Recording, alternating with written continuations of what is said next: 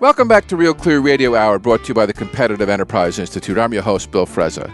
We're pleased to welcome my old MIT classmate and president of the MIT Alumni Association, serial entrepreneur John Chisholm, who's assembled quite a nice studio audience for us today, kicking off his book tour for Unleash Your Inner Company. John, welcome to the show. Thank you. John, there's a saying amongst entrepreneurs that every startup has to pass through the valley of death. Just to give us some background and set the stage before we get into the meat of your book, take us through the story of Customer Sat and its darkest days. That would be the first quarter of 2001, the dot-com bust. It's the story the book opens with. Those days I would often wake up in sweat-soaked sheets at 2 a.m, sticking to my skin. Our second round of financing, which had been long planned for that January, just refused to close as we ran out of cash. And those nights I would get up, shower, and try to get back to sleep. When our management team finally realized that our second round of financing was not going to close, we got together, huddled to figure out what to do. Agonizing over each and every individual, we laid off 40% of our workforce. We cut back our own salaries by 10% and then later those of all of our employees by 10%. When I assembled our remaining employees to explain to them that this was the only way we could stay together and stay afloat, I felt my composure collapsing and I broke down sobbing in front of our employees. They stood there stunned, sympathetic, and embarrassed that their CEO was crying in front of them. Wow. The next quarter, our revenues fell again. They fell by 20% that first quarter, which for a recurring revenue model, as you know, is very significant. The second quarter, we factored receivables so we would have enough cash to make payroll and moved to the second story of our building and rented out the first floor to another company. That company quit paying us rent after 60 days and came in late one night, cleared out their offices, and disappeared without a trace. Finally, we could see profitability ahead in the third quarter. And then, as you know, terrorists attacked targets in New York and Washington, and it took a day just to ascertain that all of our employees were still alive. So, John, this reminds me of that old cartoon about the venture capitalists asking about when the piano falls on your head. It's amazing that you got through it. We did get through it. We didn't hire another employee for 18 months, and we were in lockdown for all of the rest of 2001, and we finally broke even in the fourth quarter. And after that, we're fairly consistently profitable until the company was acquired in the first quarter of 2008. But I think it's an interesting question. Why did Customer Sat survive when so many other companies failed? Right. I absolutely don't think we were smarter than other companies in our cohort. We definitely didn't have as many resources as other companies had. But I do think we cared more deeply about our company than others did, about the coolness of our products, about our customers, and about each other. And we stuck with it longer than other companies did. We acted very quickly to minimize damage to our company when the downturn happened, and other companies who had VCs with very deep pockets just continued to spend money unwittingly, and ultimately either their VCs did not pony up, or they did, but there was so much dilution in the company as a result that it disadvantaged the company because no one had that much of an interest anymore in seeing it be successful. So I view it as this combination of passion and perseverance which got us through. John, you mentioned passion and perseverance, and I absolutely want to get to that because it's such an important part of your book. But I want to wind it back to your initial advice on how to build a successful startup, beginning with what I thought were words of wisdom. Start with customer needs. Why is this better than coming up with a cool invention, then trying to figure out later who needs it and how you can convince VCs that it's the next big thing. Customer Sat was my second company. My first company, I started, Decisive Technology, with a really cool technology for which there was no market need. And it took us 6 months. I won't bore you. The technology was called conditional voting. I won't bore you with what that is. It talks about it in a footnote in the book. But it took us 6 months to get off that and slowly evolve the product to something for which there genuinely was a need, namely online surveys. If you start with a customer need, you know that there is a real customer need that you will satisfy. I like to say, and I say in the book, and lay this out in chapter 2, there are only two things you need to start a business: a real unsatisfied customer need, on the one hand, and an advantage for satisfying that So need. let's get to that. And one of the things I really enjoyed about your book is it's not just about tech. In fact, a lot of your examples are non-tech. This is something that's relevant to any kind of an entrepreneur, even if he's putting up a bagel shop in Iowa. And so it's very generalizable. I want to come back to your issue about pairing passion with perseverance. In fact, you have a very interesting chart in your book that shows how weak one is without the other. Explain. Yes. I view them as kind of independent axes. A passion is an attitude. Perseverance is a behavior. You can have one without the other, but passion without perseverance is fleeting. Perseverance without passion is drudgery. The combination of the two goes by many names. The name I like best is flow, which suggests how time goes by quickly if you have both. They reinforce each other. They form a positive feedback loop. And if you can experience that positive feedback loop, those loops harbor really good opportunities for entrepreneurship. An example of passion driving perseverance is when you're so engaged with something, whatever you're doing, that the hours go by like minutes. An example of perseverance driving passion is when you just stick with something long enough so that you eventually get good at it, whatever it is, software development, painting, woodworking, so that you start to love it. Then again, the hours go by like minutes, and you can see how they feed on each other. John, let me dig into that a little bit more. What surprised me in your book, you claim that anybody can identify or even learn a passion. That surprised me. Yes, I do. Some people ask whether entrepreneurs are born or made or whether anyone can be an entrepreneur. I'm firmly in the camp that anyone who deeply aspires to can become an entrepreneur. It may require work. To develop your passion in an area may require perseverance, but if you just stick with it, you can get good enough at something that you can start to know the boundaries of that field better than anyone else, and so you'll be first to identify unsatisfied customer needs. You'll have the staying power to stick through it when obstacles arise, and these are all reasons that passion and perseverance is so important. John, you know my biggest failing as a venture capital investor was an excess of perseverance. I threw a lot of good money after bad because I didn't know when to quit. How do you know when it's the right time to quit? Well, I think it's a tough question. I would say, though, that the people who err, in my experience, on the side of too much perseverance are in a much smaller minority than those who err on the side of not having enough. And you see so many folks go gung-ho about something and just not stick with it long enough. They throw in the towel too soon. Yeah. I'd actually rather have an entrepreneur whose attitude was sticking with it longer than seemed reasonable. Of course, what you need to be doing in parallel with that is exploring all of these boundaries and looking for unsatisfied customer needs and finding one that best fits your advantages.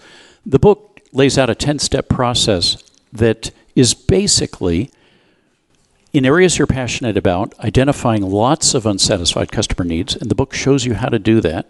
You have to test them and confirm that they're real and unsatisfied, and then inventorying your own strengths, and then aligning those strengths with those needs to see where the fit is the best, and constantly working to improve the fit, and then finally choosing the best fit. That's where you're most likely to be successful. So, John, when you're running a startup, particularly when you're in growth mode, everyone makes hiring mistakes. And you end up seeding the company with a few poor performers and malcontents. What's the best way to weed out employees who lack the right stuff and end up spreading defeatism and disgruntlement? Well, I lay out 3 things to look for in team members and, in particular, in a co-founder. The model I use is character, complementarity, and shared vision. All 3 of these elements are needed. If any one of them is not there, the whole value of that candidate for you is not there. Think of it as multiplying these 3 factors together. Incidentally, the first one, character, is independent of you. The second one is relative to you. And the third one is co-created with you. The first one, character, there are lots of different dimensions that make this up. Honesty, integrity, perseverance, passion, diligence. I could go on, and I list a whole bunch of them. And the ones that are most important to you will vary from case to case. But your assessment of the person's character will determine how valuable that person is to your business long term. Because the strategy may change, the products may change, technology and so forth, but this is kind of the fundamental value that you're working with. And when they don't meet your expectations, how do you make the call and give them another career opportunity of their own choosing?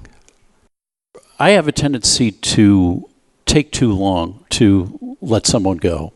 It's hard. It's part of perseverance. You know, it's fun to hire somebody. It's fun to bring new team members on board. It's hard to have that conversation and let people go, and yet necessary. And so one of the things I've found over the years is it's easier if you genuinely have the other person's best interests at stake, and they know that you genuinely have the other person's best interest at stake. So that the conversation is more about how you can find the best fit for that person in their life. Of all the opportunities out there, which one is best for them? And maybe it's not the one at your company. You are so right, John. The best thing that ever happened to me was when I got fired in 1986. I needed to be fired.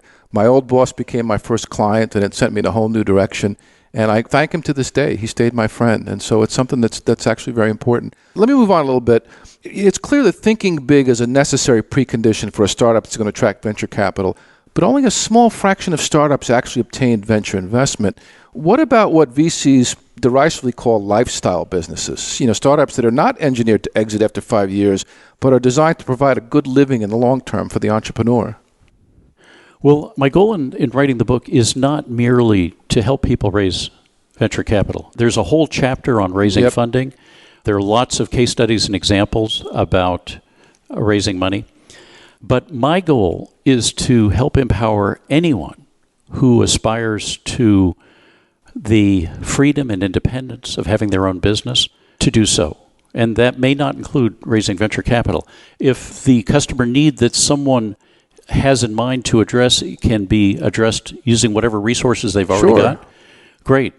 The business needs to be sustainable if they're going to do it for any period of time, but that doesn't necessarily mean raising venture capital. If it's going to scale to any extent, probably it does, unless the company is so cash flow scalable that it's able to fund itself. And in one of the chapters, I talk about 2 fundamental different ways that you can make any business more scalable, by improving the business model and by switching to a more scalable business model. John, often when I talk to students eager to start a business, I advise them not to do it straight out of school, but take a first job at a well-run, established company, give them some idea of how the world works, let them build their network, let them look around and see what customer problems need solving. What are your thoughts on that? What I advise is do whatever will add the most value to yourself most rapidly. And if that is joining an existing company, learning from smart people, developing skills in new technologies, great. That is probably a really good way to go. But be cautious. Because the longer you stay at any company, one, the less likely it is that you'll break out on your own at some point. You'll get comfortable, you'll get dependent on staff. And at the same time, you're also probably learning less and less at that company each successive year. One of the things I sometimes advise is this. Join a company so that you can better learn the needs that companies and businesses have. Many entrepreneurs, especially ones that don't have much experience in the business world, address consumer needs, because those are the only ones they know. A new restaurant, a new consumer product, a new video game, and whatever. Most entrepreneurs are doing this kind of consumer customer need. A relatively small number are doing business to business. And so if you do have enough business experience that you can recognize a customer need and address it, you are already helping yourself because you'll be with a smaller set of competitors. John, one item struck me when going through your STARS methodology, and it had to do with self-perception. You said, see what you cannot change in yourself as an asset. Walk us briefly through STARS and stress that point. So what are STARS? STARS are your resources, and the letters stand for your skills, your technologies that you know about, your assets and achievements. Your assets could be physical, financial, or intellectual. Your resources and reputation, and your strengths as in inner strengths. And one of the things I advise everyone who is following the process to do is to make a table of all of your resources, all of your stars. Be explicit. Put them down. And this will be a helpful resource to have in front of you as you think through how good the fit is between you and each of those unsatisfied customer needs that you're thinking of addressing. Some subset of those stars will be advantages for each customer need and a different subset for each customer need. And so you are looking where the fit between the advantages and the need is the largest. So inner strengths is one of those stars, and as I say, your mind is one of your most precious resources. And the mind is like an iceberg. We're consciously aware of maybe 10% of the messages that come into our mind, and unconsciously aware of the vast majority of them that enter through all of our senses that don't even register. The ones that are most dangerous to our precious minds are the negative ones that we repeat ourselves. So one of the things I say is never say anything negative about yourself. If you must, use the past tense. This is the way I used to be. Secondly, if there's some aspect of yourself that you genuinely cannot change, find a way to view it as a strength. I use myself as an example. When I was in my mid-30s, I accepted the fact that I'm gay. Most people wouldn't view this as a strength from a business standpoint. I disagree. For me, it's been an advantage for at least 5 reasons. 1, I'm not a minority in any sense that I can think of other than being gay. And so it sensitized me to what it's like to be a minority. 2, when you're growing up and you're gay, you know with absolute certainty, unambiguously, that at least some of the world's routine assumptions are wrong. Namely, that guys are attracted to gals and vice versa. And so I think being gay has helped me think outside the box and not necessarily accept the status quo. 3rd, it wasn't socially acceptable to be out when I was growing up. So at least some of the energy that I might have put into dating, I put into school and sports and career instead. And today, 2 or 3 decades later, I'm hugely enjoying the benefit of that early investment. 4, when people realize I don't care whether they know I'm gay or not, or I'm okay with them knowing about it, it conveys that I'm not trying to hide anything about myself and helps build trust between us. And finally, 5, it also conveys, I think, that I've got some strength and reserve if I can be open about the fact that I'm gay. So similarly, if there is some aspect of you that you genuinely cannot change, find a way to view it as your strength. Set the bar very high. Don't use this as an excuse to accept some aspect of yourself that you would like to change and can change. But if you genuinely cannot change it, if you can find a way to view it as a strength, it'll be hugely empowering for you, as it was for me, and that aspect of you will become one of your strengths. John, your book devotes a chapter to the impact of regulations on entrepreneurship. What advice do you have for entrepreneurs when they're weighing whether to enter a highly regulated market that might be full of opportunities or just find some other passion somewhere else where there aren't so many barriers? I absolutely view regulation as the biggest obstacle to your success as an entrepreneur. In most respects, starting a business has gotten easier over the last 20 years. I started my first company in 1992. Technology platforms are more powerful. The internet is here. It makes it easier to find customers and suppliers, potential partners, team members. Only in one sense or aspect has it gotten harder, and that is regulation. Regulations stymie entrepreneurs in at least three different ways. One, getting the company off the ground in the first place. Two, innovating. And three, scaling the company. Here's one small example of an obstacle to entrepreneurs getting off the ground. Braiders. Braiding hair is a safe practice that goes back thousands of years. That's an amazing story. And yet, in many states, braiders have to have cosmetology classes that may cost thousands of dollars. This is a huge obstacle, especially for young black women who can ill afford this expense. And this is a key opportunity for them. I could go on and on. Dozens of examples of that. I share some thoughts about how to deal with regulations. In many cases, it's simply just dealing with it. In many cases, it's finding a way to work around it. In other cases, it's using social media to oppose it and taking a stand against it. It varies from case to case. John, it was a delight reading your book. There's so much how-to in there that I wish I had seen when I was a young entrepreneur. I wish you the greatest success with it. Thanks for being on the show. Thanks so much for having me. That was John Chisholm, author of Unleash Your Inner Company, here on Real Clear Radio Hour, brought to you by the Competitive Enterprise Institute. I'm your host, Bill Frezza. Real Clear Radio Hour is produced in conjunction with Real Clear Politics, America's premier independent political website. Real Clear Radio Hour is a not-for-profit, donor-supported program, now broadcast in 11 cities and online. If you'd like to help us expand, please stop by realclearradio.org and hit the donate button or contact us to become a corporate supporter. That wraps up our show for this week.